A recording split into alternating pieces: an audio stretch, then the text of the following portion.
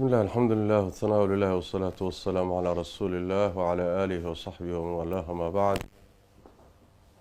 إنا لله وإنا إليه راجعون. اللهم أجرنا في مصيبتنا واخلف لنا خيرا منها. waxaan ummadda Soomaaliyeed guud ahaan gaar ahaan eheladii iyo jifadii uu ka baxay sheekheeni Sheekh Cabdinaasir Xaaji Axmed waxaan uga tacsiyeynaynaa geerida xanuunka badan ee runtii murugada badan ee maanta ku timid sheekha magaalada Kismaayo lagu dilay lagu qarxiyay isaga iyo culimo kale. waxaan leenahay ilaahay tabaaraka wa tacaala sheekha hu naxariisto, shahaadana allah uga dhigo, khaatimo wanaagsan ilaahay tabaaraka wa tacaala ugu khatimo, ilaahayna qabriga ha u waasiciyo, hana u nuuriyo. dadaalkii iyo juhdigii runtii ummadda uu hayeyna ilaahay waxaan weydiisanaynaa inuu abaal wanaagsan ka siiyo uguna dembi dhaafo, jannadiisa firdowsa inuu ilaahay ku geeyo, cadaabkana ka xifdiyo, isagii culimadii kale la geeriyootay ama lala dilay ee meesha ku tegay. tacsiyadaasi aniga iyo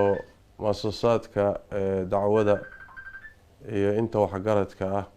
ee arrintaasi ay xanuujisay ummadda Kenya ku nool ee Soomaaliyeed ayaa runtii gudbinaya tacsiyadaas. sheekhuna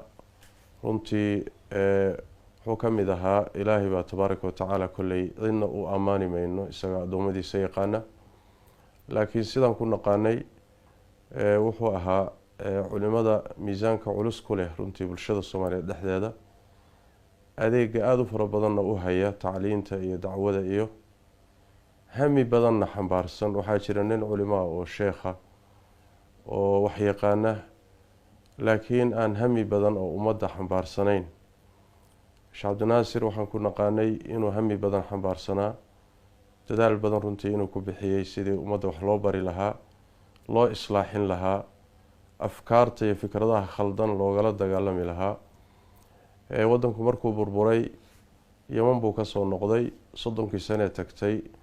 waddanka gudihiisa ku jiray, khatar badan iyo halis badan buu galay, marar fara badan baa la isku dayay hadda ka hor in la dilo. haddana maca daalika runtii muusan ka baqanin, mana uusan baqanin, mana cararin. ilaahay tabaaraka wa tacaala dhiiranaan iyo geesinimuu siiyey ilaa maanta muddoba la daba joogay ay noqotay maanta TC. waxaan rajaynayaa insha allahu tacaala dadaalkii faraha badnaa iyo khidmaddii adeegii bulshada u hayay khaatumadeedii wanaagsanayd inay maanta uu helay. maxaa yeelay sida nabiga ka sugan sal alla alay wasalam axaadiis badan ruuxa haddii isagoo diinta saxdaa faafinaya darteeda lagu maago oo lagu dilo waa shahiid. xadiidkii nabigaa tilmaamaya sal alla alay wasalam uu ku yidhi cumar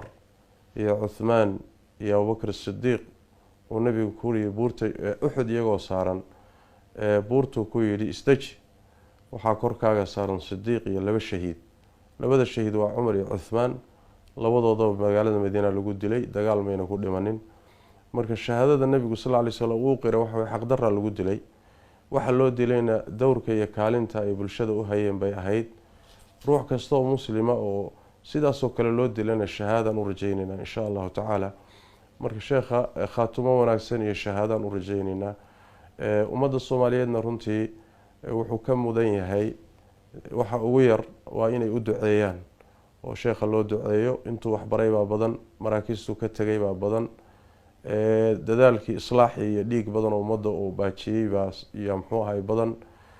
khayr badan buu muddadaas ummadda dhex joogay uu ka tegay Sheekh Cabdinaasir, ilaahay miisaanka xasanaadka ha u saaro. marka waxa ugu yara ummadda uu ka mudan yahay waa in loo duceeyo weeye oo ilaahay tabaaraka wa tacaala loo baryo inuu u dembi dhaafo, xasanaadka iyo wanaagana uu adduunka kaga tegay iyo muddii hormarsaday ba ilaahay abaalgud wanaagsan ka siiyo. tacsiyadaas inaan ummadda u gudbino ama aan u gudbiyo ayay ujeedadaydu ahayd. waxaa kaloo doonaya inaan ku daro keligii ma aha, ummadda Soomaaliyeed mar walba hadaf weeye aqoon-yahankeeda, shacabkeeda, meel walba waxaa maalmo ka horeeyay qaraxii ka dhacay magaalada beledweyne oo dhowr iyo 10 ruux ku dhinteen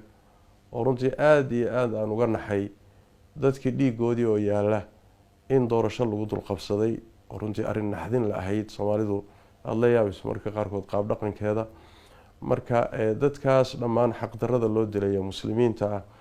runtii waa arrin xanuunkeeda leh dhammaantoodna ilaahay baan u baryaynaa tabaaraka wa tacaala ummadana waa uga tacsiinaynaa si gooniya waxaan doonayaa inaan farta ugu fiiqo Sheekh Cabdinaasir raggii saaxiibadii ahaa ee horey loo laayay buu ka daba tegay waana arrintaasi waa arrin hadaf ah ujeeddo weeye in ummadda indhaha laga rido aqoonyahankeeda la laayo culimadeeda la laayo ducaadeeda la laayo waxba aan loo hambaynin mana aha keliya xaqiiqadu inay tahay uun arrin yani ku eg wadanka gudihiisa laakiin waa hadaf ilaa meel fog xiriirsan weeye ummaddan in indhaha laga rido culimadana la cabsi geliyo qodobkan doonaya inaan tilmaamo wuxuu yahay markaan culimada fariinta u farayo inta nool barnaamijta noocaas oo kale ah oo culimada lagu targetsanayo oo lagu laynayo oo ujeedadiisu tahay in la aamusiyo waxaan dhihi lahaa hadafkaasi inuusan xaqiiqoobin oo uusan hirgelin waa in la isku dayo ilaahay baa garanaya naf walba xilligay dhimanayso iyo meeshay ku dhimanayso ninina gacantiisa kuma jirto ninkii cabsada iyo ninkii baqa iyo ninkan baqinba